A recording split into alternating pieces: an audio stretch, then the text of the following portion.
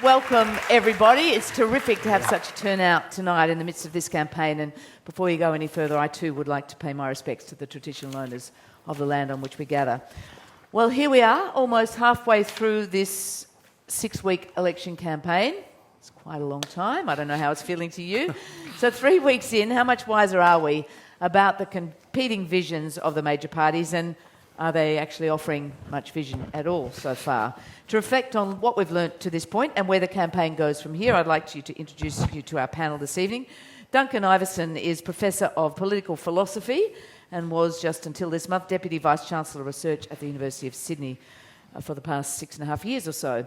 Anika Gauja is Professor of Politics here at Sydney University. Welcome. Elizabeth Hill is Associate Professor of the Department of Political Economy and Deputy Director of the Gender Equality in Working Life Initiative. Kishor Napier-Raman is a federal politics reporter at Crikey, former editor of Sydney Uni's newspaper On Histoire. And of course, Antony Green knows no introduction. He's the ABC's election analyst. We like to call him Mr. Election around the ABC, but he is also adjunct professor at Sydney Uni. So welcome all of you. Could you please welcome the panel?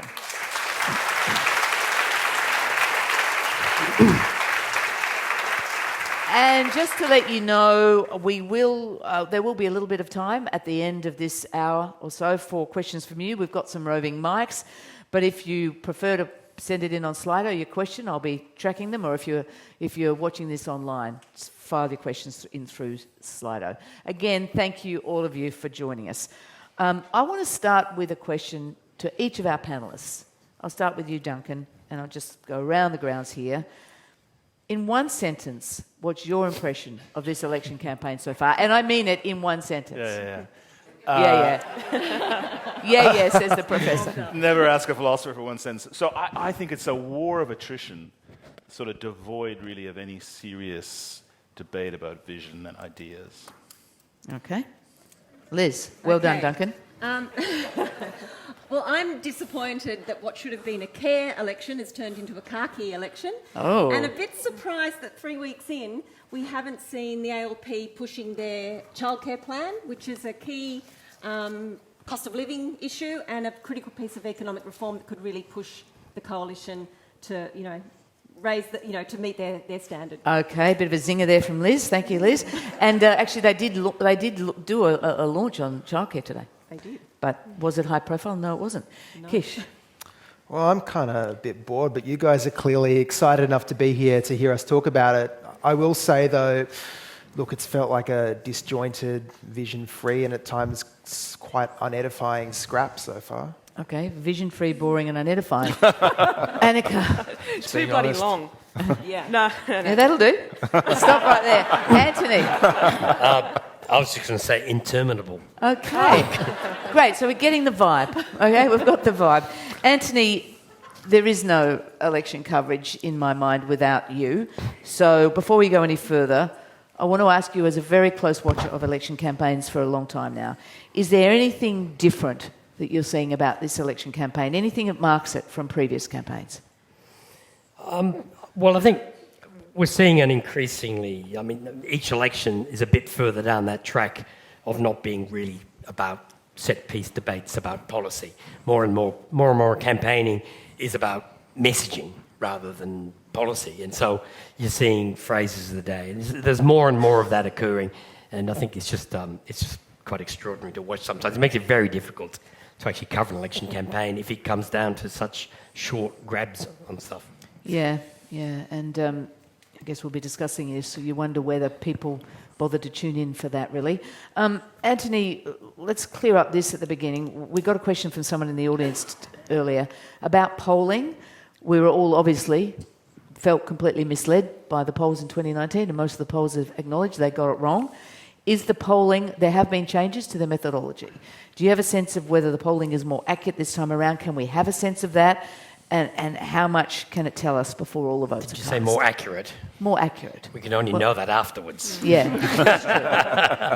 That's true. They've put a lot of effort into improving it, but we won't know if they've done enough and whether it's accurate until afterwards. Well, from your sense of what they have done, their changes to their methodology, can we have any faith that is a better method? No.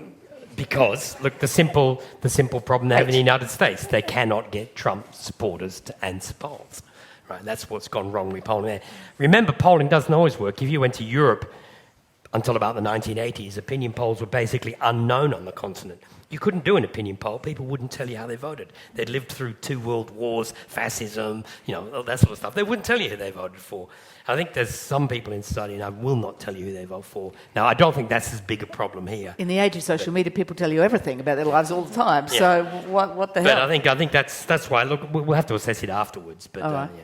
And just before I move to the general discussion, we know this election will not be won on a national swing anyway. So what are the polls telling us? It'll be won in a small number of seats in a smaller number of states. Can we find out anything much from perhaps the leaders' movement so far about which states this will be won or lost in? Or are you clear on that? It will be the government to hold office has to hold its seats in Queensland and Western Australia. If it loses seats, it has to win seats in other states. It has a very narrow path to victory, but I said that last time as well. But it's even harder this time, particularly with the way Western Australia's turned in the last few years. I think there's been an over-concentration on individual seats. The seats, while you don't get a national swing in that way, the swing is relatively uniform in each state. They didn't win the last election with individual seats in Queensland. They won it with a 4.5% swing. So I think there's a tendency to mistake... Yes, but that 4.5% swing was not the swing in every state. I mean, the but swing it was in Queensland. Queensland. That's what I mean, is that it's a state... The swings are distributed around the state swing. Okay. They're not distributed around the national swing. So that's why the first thing to watch for on election night is what's happening in Queensland and Western Australia. It can't be the first thing in Western Australia, of course, because they're 2 hours behind. Okay. But you'll see a reliable swing there. New South Wales is a bit both ways. And then you may get a significant swing in Victoria, but it doesn't deliver any seats. So there's a bit of a peculiarity around the country. All right, so in other words, we all have to stay tuned to you, glued to the set on Saturday, May the 21st. Let's talk about what is happening in this campaign. And this week, it's very much about the economy. Now, the economy is always pretty much central to election campaigns.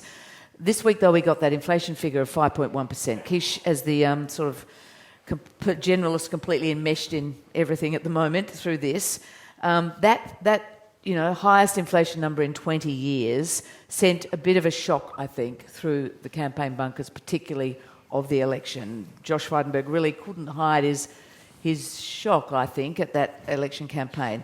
Both sides started off, though, with an economic message. Who do you think that high inflation rate and potentially the impact of that on rates works for or against?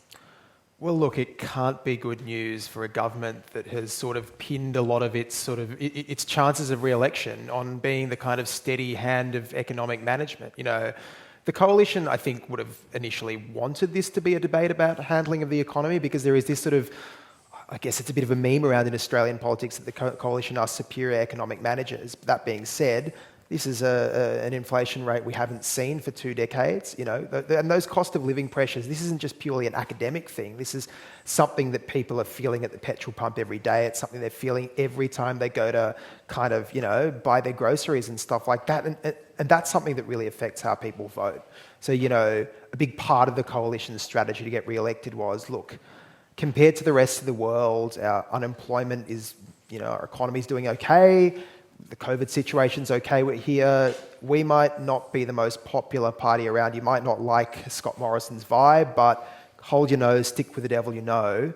It gets a little bit harder for them to make that pitch when you've got this historically high inflation rate. And if the RBA does what's expected and pushes up cash rate next week, the last time that happened was 2 weeks out before John Howard lost government in 2007. And, there's some symmetry to that, isn't there? But do you think that the Prime Minister holding up that graph saying, look at the inflation rate in New Zealand, look at it in Canada, and look where we are, how great are we, and that international comparison that's being made across a whole number of areas, do you think that is persuasive to the voters? Well, it might be persuasive to some because, Are you persuaded by it?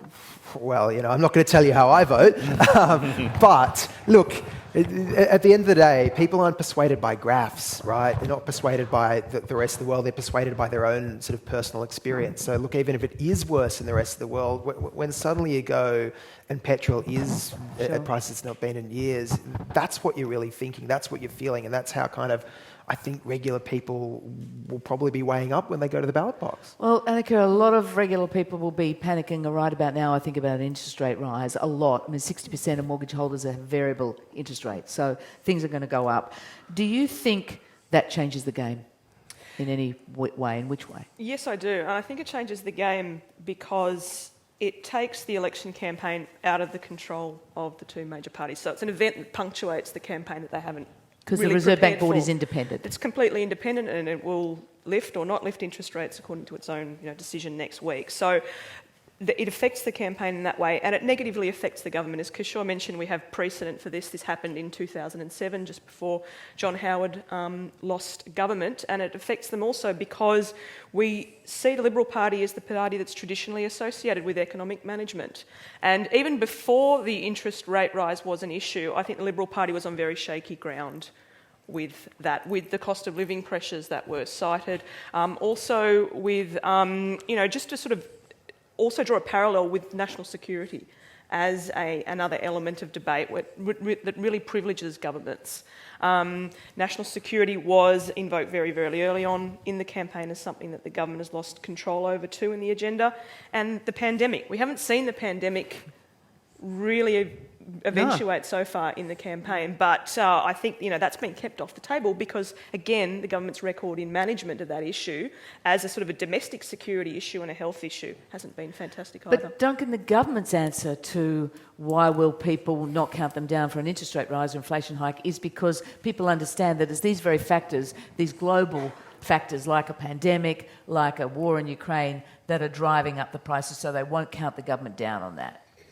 Yeah, look, I mean, it was Tip O'Neill famously said, all politics is local, and I think at some level it's going to be, as Kish said, what people are encountering, in their daily lives, in the shops, at the schools, how it's impacting their families. It's going to dominate a lot of the political campaigning. I think the really interesting thing, though, from my perspective, is the government's sense of ownership or responsibility for managing these global issues and how well they're able to, in a sense, frame those issues as a matter of trust and as a matter of being aligned with the values that the government is trying to sort of promote to the population. I think, like Anika, I feel like the Prime Minister is sort of losing the ability to control that agenda in a way that he probably thought was a strength to begin with, right? And I think that's something that I just felt it switched this week a bit. Okay. Liz, I've seen polling, came out not long after the budget that I saw that suggesting women in outer suburban seats are more focused on cost of living and were most impressed by the cost of living measures in the Frydenberg budget. The $250 checks arrived this week for people. How do you see the cost of living affecting the women's vote? And does it even make sense for us to think of such a thing as the women's vote? Yeah. Especially when we're talking about cost of living. Yep. Look, I think what we learned from the last election and from our colleague Sarah Cameron's work on the Australian Election Survey is that Australian women are increasingly voting for Labor and the Greens, right? So you'd think after the couple of years we've had, just in terms of the pandemic of disrespect and the abject failure of the coalition to manage that at all, and the fact that Australian women lost more jobs and hours than Australian men, even though we've bounced back to historic highs in participation rates. You would think that trend is going to continue. But I think the thing that cautions me is that in the 2019 election, the ALP took to the Australian public a really comprehensive set of policies that the research evidence would suggest was going to really shift the dial on gender equality. And what did Australian women do? Well, 37% of them voted for Labor and the rest didn't. So I think it's really hard to read the women's vote. Cost of living pressures, I think, always play pretty strong for household managers. We know that women are predominantly the ones that are doing most of the kind of household management, so they're very attentive to these. And this is why I think issues like childcare could really cut through and shift that debate. Okay, that so vote. your opening comment about you're hoping for a care election, we're getting a Crikey one. Well, Labor's slogan is all about care. Yeah. It's Medicare, aged care, Absolutely. childcare, Labor cares. So, they need to be shouting that out. I mean, I think Australian women... But does that, as you say, that doesn't necessarily trump the hip pocket? No, it's a complex interplay, right? But if they're actually serious about those policies and they can get them out and really talk about them in clear detail, that's going to change. Like their commitment to pay wages for aged care workers, their childcare plan, all these things could really lift the wages of highly feminised care workers. That is a cost of living issue, right? Because the piece that wasn't talked about in this cost of living, in the kind of interest rate and inflation rate debate, is that plays out. There's three prongs to that problem: wages, inflation, and interest rates. And wages have been flat for a decade. And so if we've got these policies that could see some uplift, it's going to moderate concerns around inflation and interest rates. Okay. Duncan, scare campaigns, they emerged very early in this campaign. We're all used to them, but they really, to come out in week 2, surprised me. The fact that they're coming out, and they're all the ones we've heard before, also surprised me, but then I'm easily surprised, I suppose. Party strategists are adamant that scare campaigns work and voters are driven more by fear than inducements, than positive offerings. Do you think that's true? And if it is, does it come at a cost? Look, it's a self-fulfilling prophecy in part. So it is something that people say, well, it works, that's why it happens. I mean, my dad used to say, you get the politicians you deserve, right? And there is something, I think, profound about that. And I think we have to ask ourselves, are we asking enough of our politicians and enough of our parties? It's very easy for us to complain, as I did, about the lack of vision, about the lack of a genuine contest of ideas, about often the contradictory impulse that we have towards, we want a debate about ideas, but the minute a politician says something slightly edgy or controversial, wham, they get hammered. And the media and the politicians are responding to something they see in the culture.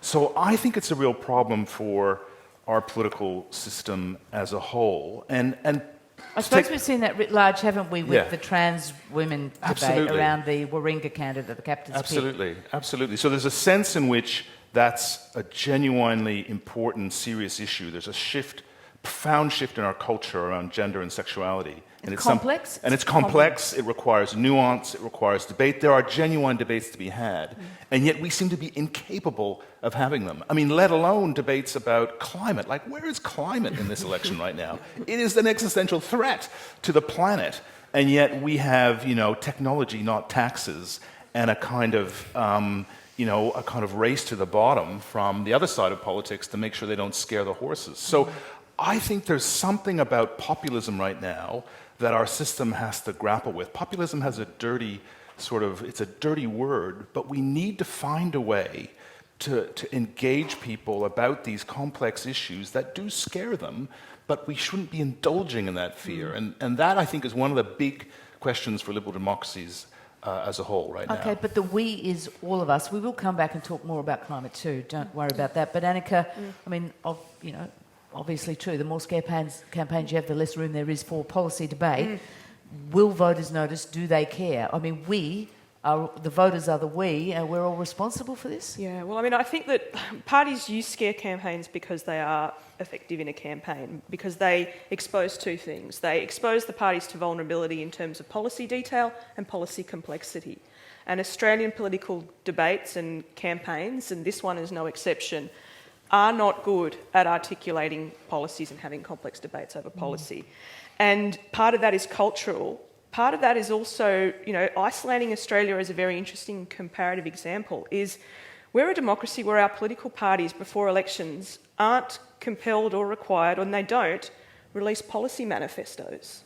In Europe, in the UK, in Canada, all the parties have got really detailed policy manifestos, and that sort of forms the basis for a much more robust discussion around policy issues at elections. It doesn't eliminate scare campaigns, but it certainly allows the parties and the voters to talk about some of the detail behind those policies. Well, I think if you ask Bill Shorten, he'd say not only does it not eliminate scare campaigns, it opens them up. I mean, he did have a significant Labor going into that had a significant policy manifesto. But if Liberal had the same, then it would be a more even playing field. Okay. Houston had one as well. Yeah, indeed. Indeed. Kishor, you've drilled down, I know, into these scare campaigns and scare campaigns of the past. What did you unearth in terms of why the parties resorted to them so early? I mean, we've talked about them. They work, right? Like, they're really, really effective. If you look at the last two elections, scare campaigns have played a huge part. In 2016, Labor sort of winked about the Libs destroying Medicare, and it played a huge part in Bill Shorten really overperforming or pushing the government to the brink.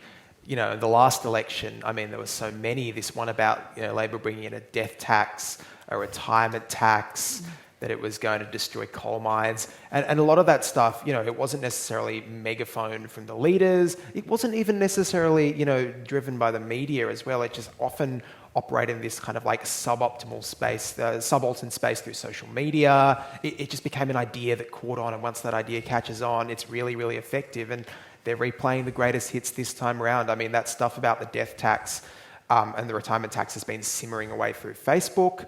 Both sides are doing it. Labor have really talked about the Liberals putting all pensioners onto the cashless welfare card. Like, there's no basis for that. The government repeatedly says, no, we're not going to do that. There's no way on this earth a coalition government would do that. We're not going to do pensions. it. And then, Labor, Albanese or senior Labor ministers, shadow ministers get questioned about it. They're like, well, look at this statement that they made that could plausibly be spun as pointing to that like 5 years ago. So really, that's the thing. They need a kernel of truth to it and a kind of disengaged electorate that's not paying a huge amount of attention, and then that's it. And then is there another category of scare campaign? I'm thinking, the government wanted, as you noted, Liz, this election to have a national security feel to it. They really thought that would resonate well for them.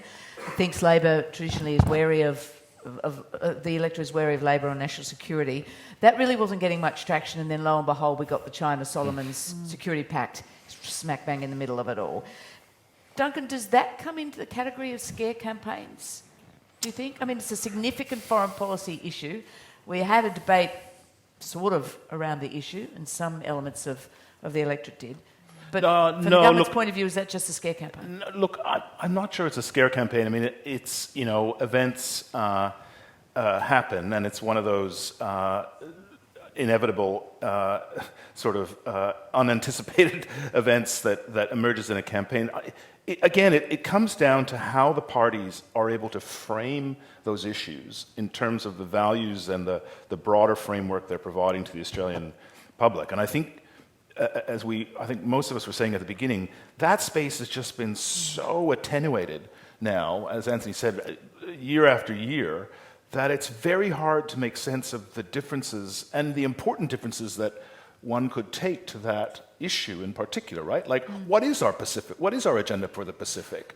I mean, what should our engagement with the Pacific be? How do we actually think about these issues in a broader foreign policy and value-informed way? That's just completely missing. So inevitably, when the events occur, we're left with the kind of the politics of it in the pure sense, rather than those broader debates. But is that partly because there's not actually much difference between Correct. the policies of both sides? I mean, they actually both have the same formula. So here's the question. In this case, by and large. Here's the question. Is that because we've had a robust conversation about Australia's role in the Pacific, and we've arrived at a kind of communal consensus about the appropriate way to handle this? Well, I don't think so.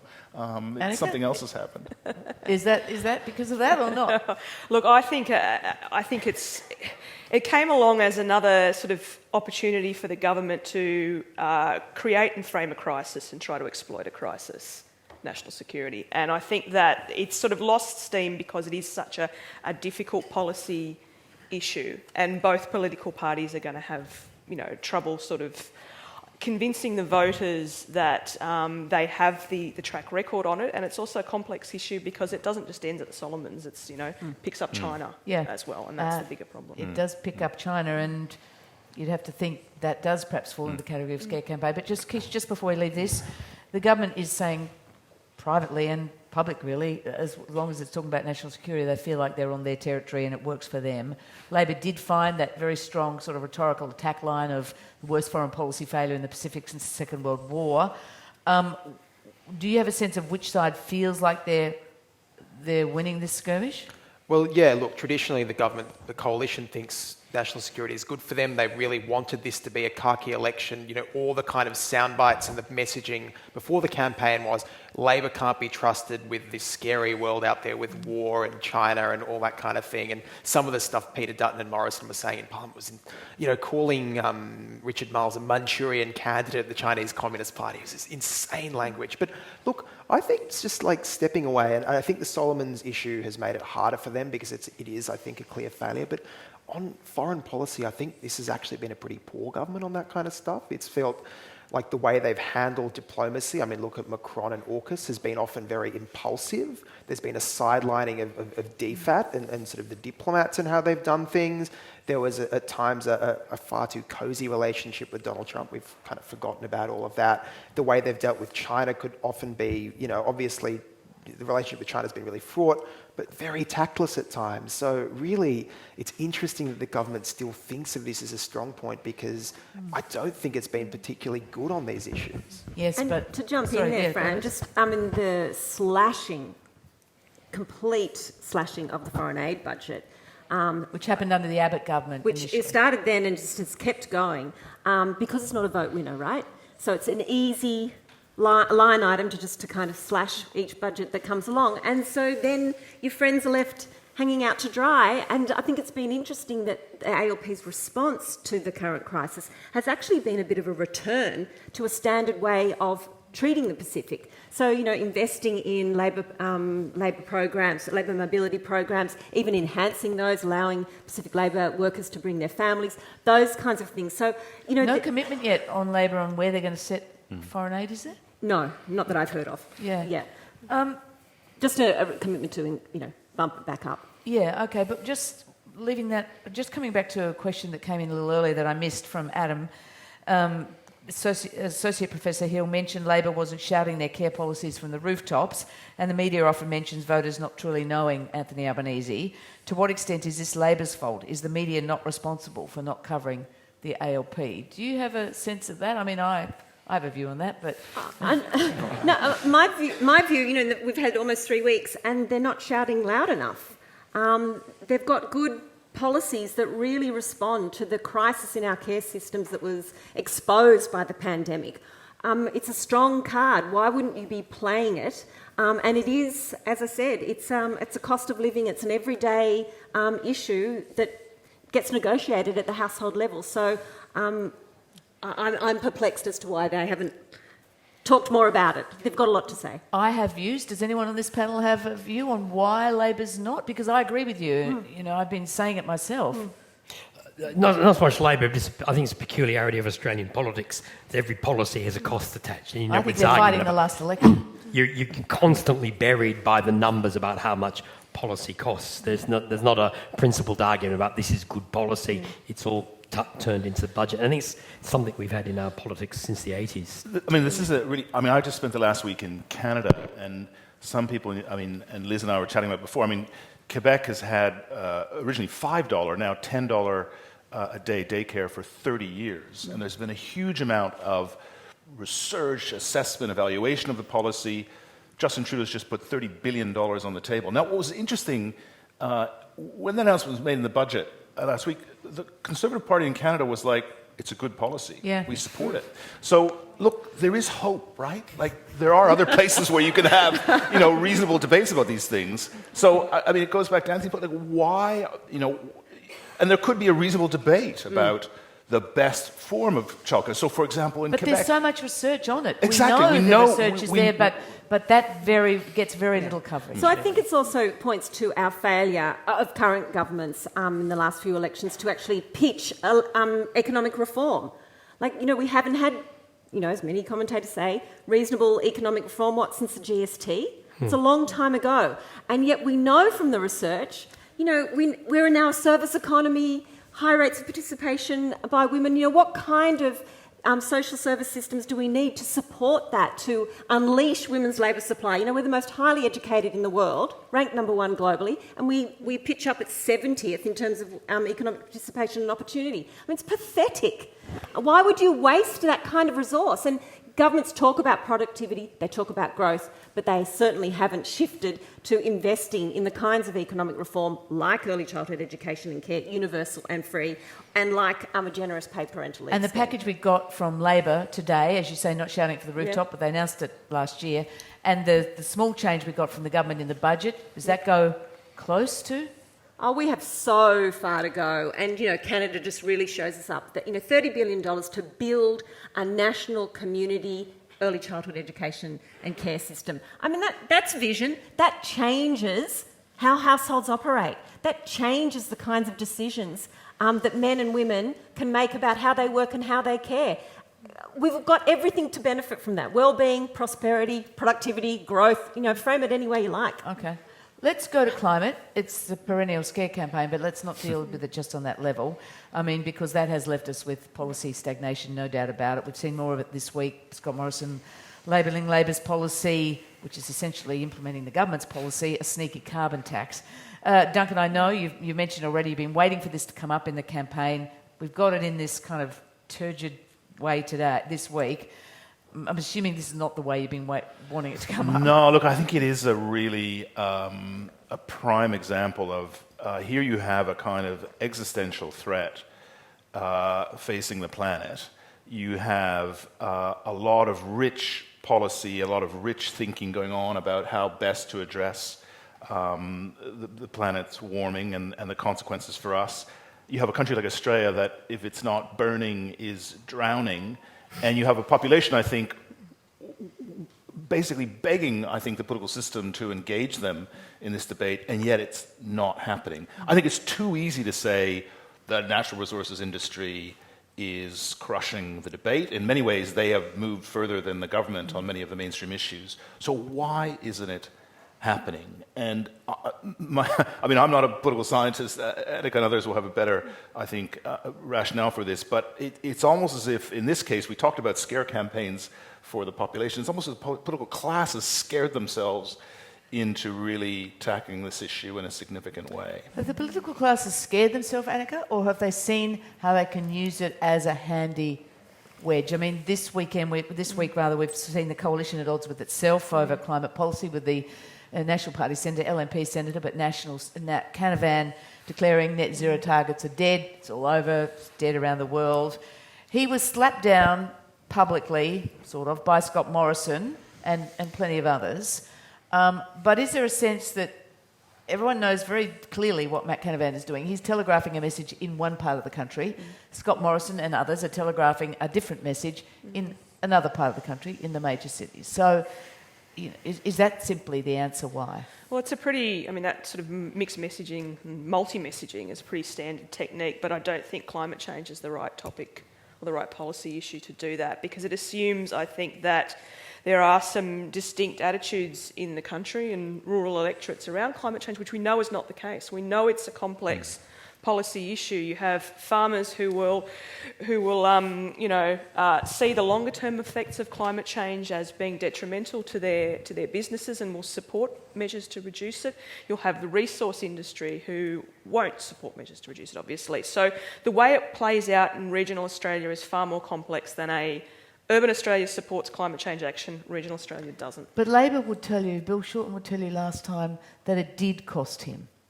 Because you know, the analysis, their post-election analysis said that seemed to be being sneaky, giving a different message there to here, you know, didn't work very well. And it's certainly the coalition's climate scare resonated in the bush. That's what they would say. Well, I think now we're 3 years on. Yeah, exactly. I think a difference of 3 years in this field has made a huge difference, and I think people's views are shifting, particularly as natural disasters are increasing, which affects a much more, it affects everybody in the electorate. It affects Liberal voters in the Upper North Shore as much as it does Labor voters in Western Sydney who are really, really hot, and also, people in the country. Just two quick things, Fran, on that. I mean, I think that's right. I mean, I do think there is something that social democratic parties probably have not got right, not just in Australia but elsewhere, and that is, there's this easy phrase, just transition. But what does that actually mean? What do you say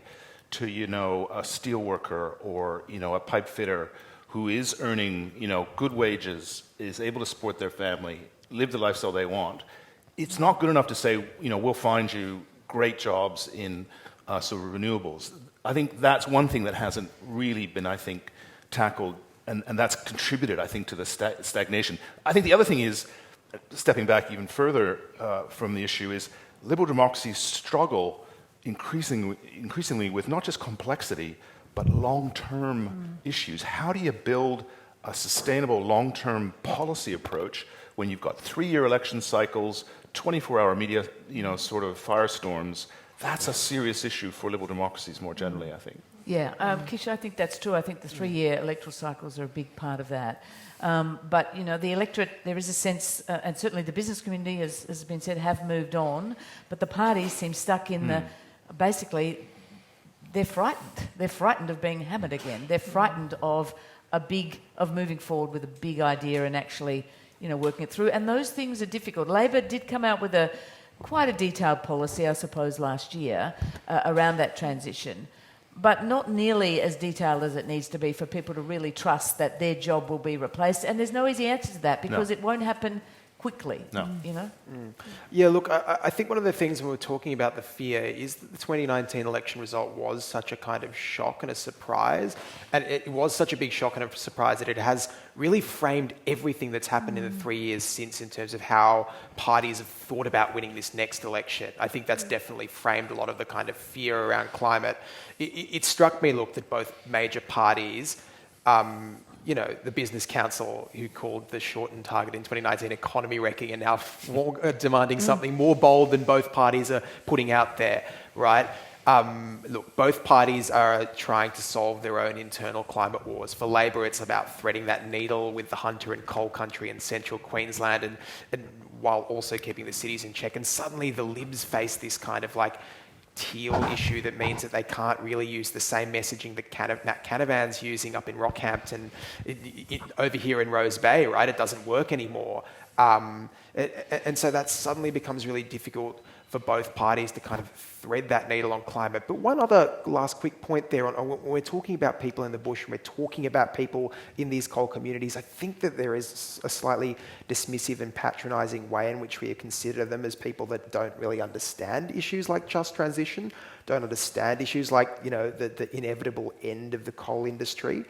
In Flynn in central Queensland, which is one of those key seats with a lot of coal miners, more than half the electorate said that they thought climate was one of the most important issues, I think, or something like that. Well, that's the point Anika was making, exactly. But I don't know if it's patronising or just a sense that these things mean different things for different people in different places. They have very different meaning, and you've got to figure that out. You've got to go in there and spend a lot of time in those places and work out your policies and be brave enough to explain those to people, exactly as John Howard did for several years before he introduced the GST, that this will cost you in some places, but we are going to make it up with this reimburse you here and give you this credit here. And, that was a hard argument and a hard slog for Peter Costello and John Howard. We haven't seen that kind of effort on anything since then. You brought up the teal issue, as you call it. Let's go to that because there's a fair bit of interest from the audience too. Climate is certainly a unifying issue for the so-called teal independents, as is the National Integrity Commission, of course. Let's talk about the impact, Antony, I'll come to you on this, of the independents and the minor parties on the left and the right of this campaign. You talk about partisan de-alignment. What does that mean and what's happening? Well, I mean, our parties still have the shadows. Most Australia's... when I was studying politics 30, 40 years ago, the standard description of party systems around the world was, apart from Belgium and Canada, they were the same as in 1920. Now, some of that is unpicked since, but Australia is one of the oldest stable party systems in the world, and it still has the shadows of, we've got three parties, Party of Labor, Party of Urban Capital, and the Party of Rural Capital, and that's what they are still named as, and that shadow has come down through inherited allegiances, but that's not the alignments we have today. I mean, I remember 1996 was the first really big sign of it, since that was the year that Labor lost Hughes for the first time. This was a seat which has got the highest proportion of trades workers. The Howard Battlers. And the like. Well, it's more that the way they relate to the workforce changed over the previous decade as the privatisation of the big corporations, the outsourcing, those sorts of things which turned people who were traditionally wage earners into self-employed. It changes the way they relate. And you're seeing that now with, say, the Hunter Valley. You're seeing, coal miners are, compared to chicken gutters and other people who are working class, they are the royalty of the working class. They are high-paid, working for large corporations, generally heavily unionised. So they're a different sort of worker who's often more affected by things like tax policy than they are by wages conditions policy. So there's that sort of de-alignment's occurring on one side of the Labor Party, aggravated by the climate change issues. And on the other side of politics, you've got people who are traditional liberals who don't like some of the more populist way political issues are expressed nowadays in modern campaigning. They are concerned about integrity. They are concerned about climate change.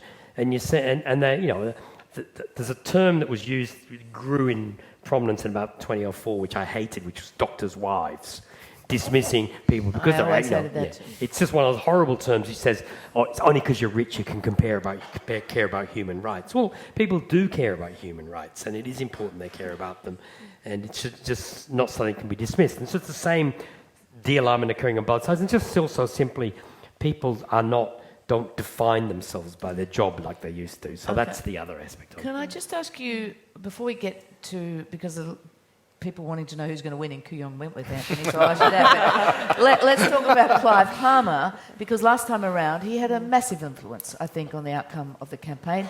Not because for his $80 million he got anyone elected, but a big slab of that went in anti-Bill Shorten ads and anti-Labor ads. Labor credits that, I think, particularly with their loss in Queensland. Are we going to see that kind of impact again from Clive Palmer? Can we say yet? I don't know. I mean, I have been waiting for months. When is he going to pivot? What's he going to do? Well, it happened late last time. It happened late last time, and it just flooded Labor's campaign, and it's why not only their first preference vote down, but it was why flows of preferences to Labor was so weak last time. It's not how to vote cards that cause preference flows. It's the whole attitude of what people think, where should my next preference go? And it was the strongest flow of preferences from One Nation and Palmer United in Australia we'd ever seen before at the last election. And it was built around that message you get across. Everything I've ever seen, I've been doing a lot of work on this in the last 2 or 3 years. It's not how to votes and preference deals that cause preference flows. It's where people think their preferences should go. And most people tend to make up their own mind in one way or other on that sort of issue. Now, I don't know what he's going to do in the next 3 weeks. What's he going to do? What's his changed message? If he doesn't shift to saying preference the coalition, if he continues he says he won't. If he runs off and continues to frolic on the anti-vax mandate stuff, if he's still on that, the preference flows from that group are going to be a bit more general and all over the place. Yeah. And remember last time in Queensland, the Liberal vote did not go up. Labor's votes fell. It was a third-party vote that went up, and there was stronger preference. William Bowe, poll bludger, has done some research on this and suggests that the United Palmer vote is strongest in Victoria. Much stronger it is in Victoria, for instance, than it is in WA, which would be a shift from last time. That would be surprising in some ways, but that's all about the anti-vax. I'm waiting to see how the actual result comes out. What about the so-called independents? In the past few elections, independents have looked like, particularly last time around, being a real chance in some of those seats. A seat like Kooyong, Josh Frydenberg was extremely worried. I must say he was looking a little worried today, I thought too. But will it be any different this time, do you think? Well, let me ask the question from who's asked me this. David, independents, will they win in Kooyong and Wentworth? Thanks, David. Great. They will win some seats. I mean, I would suspect it's most likely they'll win 2 or 3. Don't ask me which ones. But the Kooyong one was Julian Burnside as a Green last time. Now, if he'd been an independent, he might have had a better chance of winning. Often you have a better chance of winning as an independent. I always say that independents win because of their names. There isn't one party MP in that parliament at the moment, who's in parliament, who's elected because of who they are. They were all elected because they had a party label. No independent is elected because of the word independent on the ballot paper. They're elected because when voters turn up, they know who the name is. Do you think that's true of Helen Haynes? She inherited... Rebecca Sharkey? Just because Helen Haynes... Rebecca came in a party. Well, Rebecca Sharkey was elected as a Nick Xenophon candidate. Yeah, that's right. So it was a name. Look, the Voices of Indi is effectively a political party for Indi. And also, the other thing I would say, country electorates are different. If you're a candidate and you don't have 60 to 70% recognition in a country electorate, you can't win. If you can get 30 or 40 in a city electorate, you're doing well. Yeah. Anika, do you see signs that's any different this time in terms of the fate of the prospects of the independents? Yeah, look, I think there is a lot that's different this time in this election campaign, and I think there's a sort of a confluence of a perfect storm, a number of factors. And the first, as Anthony mentioned, that longer-term decline in the party vote. The second goes to that question that's been asked a lot in the media, and that Jason Falinsky was talking about last night is, and Anthony mentioned, are these independents or are they political parties? Yeah. And I think that's a really interesting point, because the way in which they are organising, the strategies that they have, the sophistication of the strategies, the resources, the groundswell of support, the mobilisation tactics that they're employing at the moment, they are way more effective than political parties at the moment in mobilising supporters in these places. So I actually think, irrespective of the success of individual independents, we are seeing quite an interesting shift away from the major parties to a different type of political organisation and mobilisation, which I think, started in Indi. It was quite prominent it's been prominent with Voices For. I know Voices For movements have been mobilising for the last 2 years in many rural electorates, and I can see that continuing. Okay. And maybe it's a response. Sorry, Fran. Maybe it's a response to this need for more complexity in our system to account for the more complex preferences and beliefs that people have to begin with, right? I'm sure there's lots of other explanations for, why different independents are running on the basis that they are. But if we take a step back, we're seeing it happen in a sort of negative way in other parts of the world. Orban, Trump, obviously. But, another way to think of it is, well, our political system is actually slowly, creakingly responding to the fact that people have complex beliefs that aren't tightly aligned with either their job profile or the suburb they live in. We're going to run out of time very quickly. There will be time for a few questions at the end, so don't worry. But I want to go to, I can't remember who brought this up, but the fact that, Anika, was it you, that the pandemic really hasn't factored yet in this campaign. Someone's mentioned that. A few months ago, I was saying in my podcast and all over the place that this election would be a referendum on Scott Morrison's handling of the pandemic. Well, it hasn't been. It's barely been mentioned. Liz, for the hundreds and thousands of women in the frontline roles responding to the pandemic, the nurses, the aged care workers, the retail staff, is the pandemic still front of mind for them? And will they judge the government on the handling of it? Good, that's a great question. I think considering that it was really only March that households were starting to kind of return to some kind of normal, I would like to think it's still in their minds, and they're still, we know from our research, Ray Cooper and my research, that those women are really, they're, as we like to say, whiplashed and weary on account of the pandemic experience.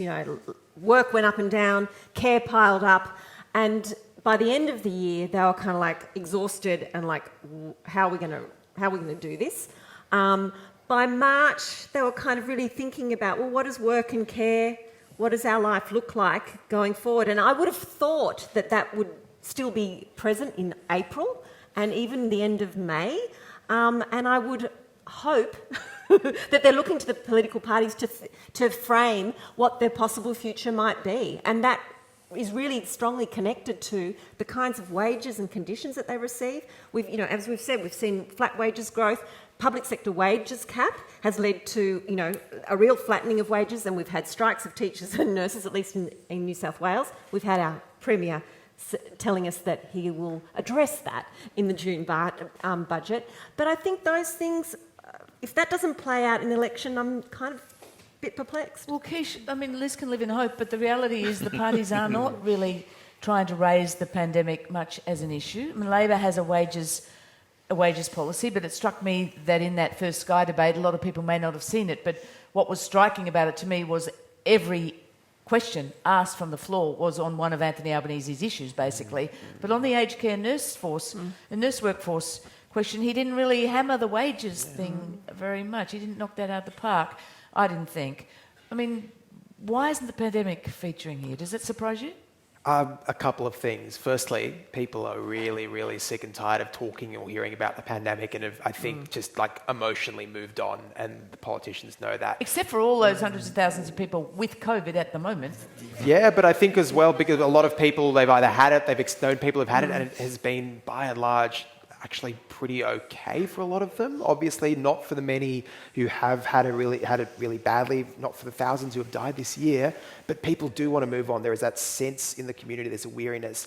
The second thing is that COVID, I think, is awkward for both parties. For Morrison, you know, it's a reminder of where they did fail on the vaccine rollout. How about that summer this year where everything was just super chaotic and the government just the rats. wanted to go on holiday and not talk about it. And for Labor, I think it's a little bit awkward as well, because this was something Morrison was gearing up to make this a freedom election for a long time last year. He wanted to say, look, Labor's going to put you back in lockdown if you vote for them. And, you know, that's why Labor had to be so careful with their messaging on things like reopening and stuff like that, because any time they looked like there was an inkling that they might be on the side of tougher restrictions, the government could just be like, you're going to Dan Andrews everyone and put you in lockdown forever. Right. So awkward for both parties. No one wants to talk about it anymore, and I think that's a big reason why it hasn't featured in the debate so far. I suppose the issue is it could still be an underlying feature, or the underlying feature behind the unpopularity of Scott Morrison that keeps showing up. Sure, you know, people sort of red hot. Just on this, though, one thing I'm really waiting to appear in this campaign is a discussion about mental health. I mean, it's an enormous residual issue from this pandemic, enormous for people. There's plenty of surveys being done out there that show it as one of the top two issues for people, mental health emerging from the COVID. It's just not being talked about. Why not? Can anyone give me a sense of that? Duncan? Oh, look, I mean, I think you're right. I think it's one of these issues that is hard and complex, and the pandemic exposed the lack of a coherent mental health system in Australia. There's lots of bits and pieces, but as my colleague Ian Hickey has said for many years now, we haven't tied the system together in a way that allows people to access the mental health care they need. I think we're going to see it emerging in collective bargaining, enterprise bargaining. I think we're going to see it in workplaces become more prominent. I think it's a slow burn, but it isn't featuring in this election. The one thing I would say, Fran, just to sort of push back a bit, I think it's too early to tell about the pandemic. One of the biggest issues potentially in this campaign will be the deficit. Why is the deficit so big? Because the government spent like never before to support people during the pandemic. And what's fascinating to me is people now have an expectation about government that has fundamentally changed. And that is a huge thing for the Liberal Party in particular to adapt to. And the politics of the deficit, I think, are a long-term consequence of the pandemic, not just in Australia, but across the Western world in particular. I think that's true, but as we've been saying all night, you know, long-termism is not a feature of our political system, and at the moment, governments and oppositions are loving it because they can basically promise anything. People are expecting it. The money. No one's worried about the debt and deficit anymore. It's a completely changed atmosphere to 5 years ago. We are almost out of time. I did promise you the chance to ask questions here. We do have 2 roving mics. Do we have anyone with a question? We've got a question down here in the front.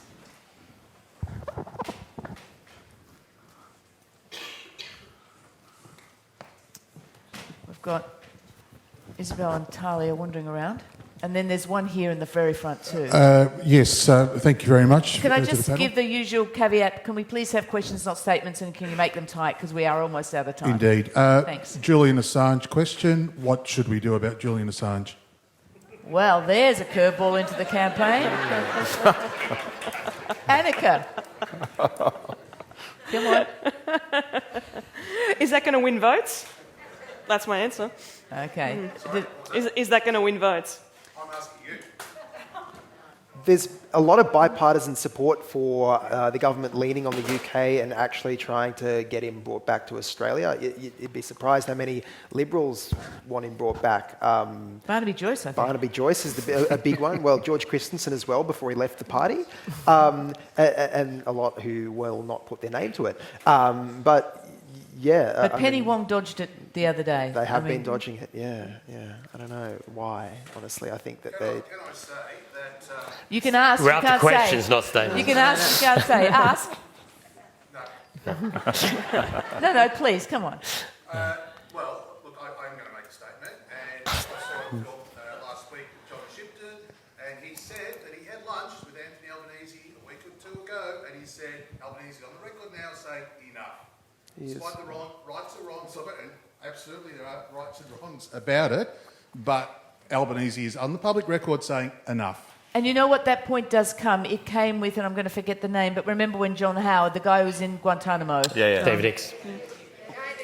David Hicks. John Howard got that message. People thought, enough. This kid's just a kid.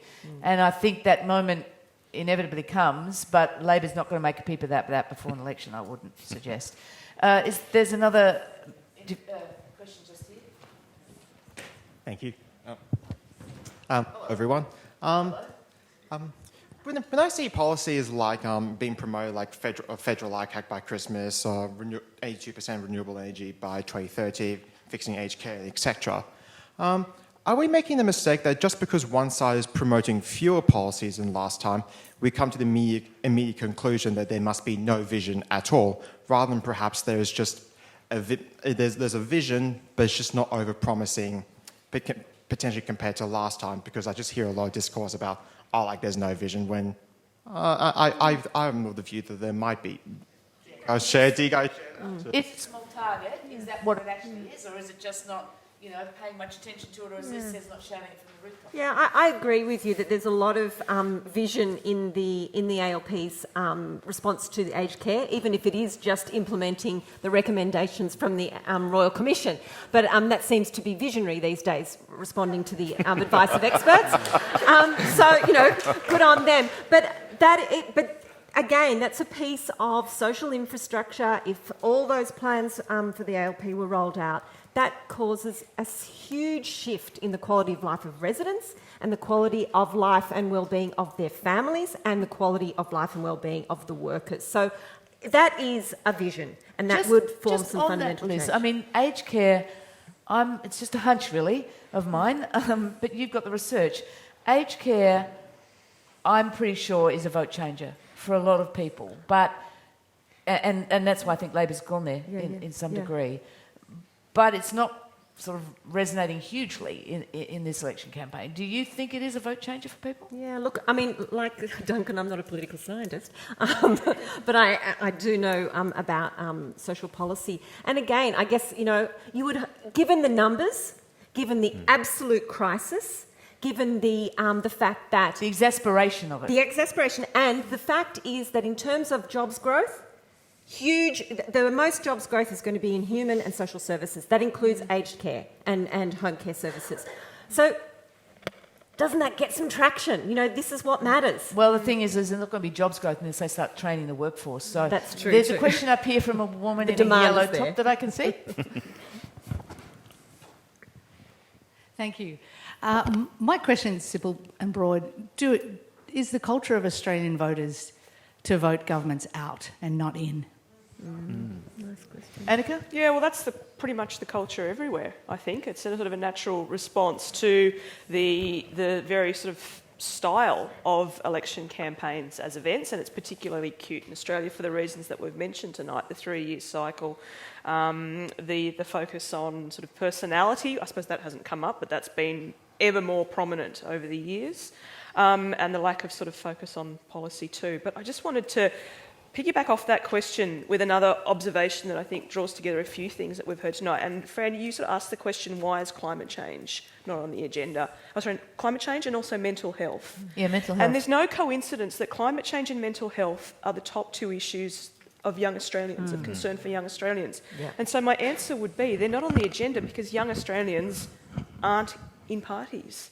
They are not integrated into our political system. But they in the are way that we enrolled. want. I think we've got the highest enrolment levels ever at the moment. I think it's 96% enrolment, which means there's a That's lot of young people on the Absolutely, on absolutely. So they're not there in the parties, in the parliaments, presenting these policies, but they are there in record numbers that will vote this year. And I think that's part of the parties haven't responded to And that. it gets to that long-term, It short-term does. issue. I Yeah. mean, I've become increasingly persuaded by an argument of a colleague of mine, David Runciman in the UK, who's arguing that we should lower the voting age to 10 or 11. Yeah. Just, and it's not being facetious, because just think about the issues we're facing. And then I'm sure, Anika, you can give us the data on how old you are actually shapes your views about existential crises facing the planet, right?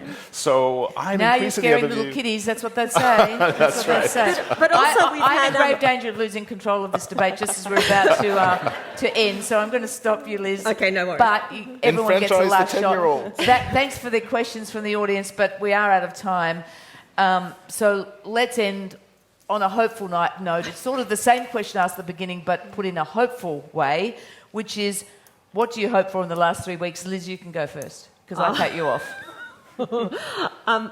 I would like politicians to listen to younger voters and face up and confront them and answer their responses. And they're avoiding that at the moment. Okay. Duncan? Yeah, just don't underestimate the Australian public. And in a sense... So what would you hope to see in the last 3 weeks then? Oh, I think I'd like to see the parties taking a bit more risk with the ideas that are there, as Liz and others have said, in their platforms, and really push them out and engage the public on them. Anika? I'd like to see leaders other than the two major party leaders participate in debates. We're going to have some election debates coming up, at least one, if not two more. So you want I want Anna Bant there? I want the full. Clive Palmer? I want the full range of voices that are in this campaign to be present in those debates. It's an electrifying idea, isn't it? Anthony? I'm a big You're not fan. getting off scot-free, don't worry. I mean, look, I happen to think that the Reserve Bank decision next Tuesday might determine the whole future of this campaign and determine the last 3 weeks, but we'll see what happens. I mean, if they make a decision next Tuesday, I think the campaign will go off on a very different tangent. Sorry to be a journalist on you, but that wasn't my question. What would you like to see?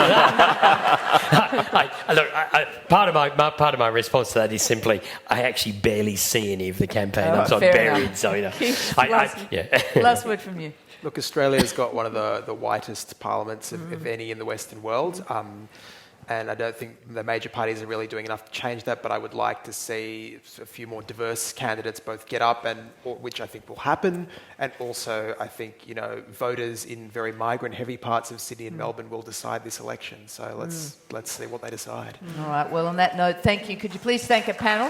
Duncan Ivison, Liz Hill, Anika Gauja, Kishor Napier-Raman and Antony Green. Thank you.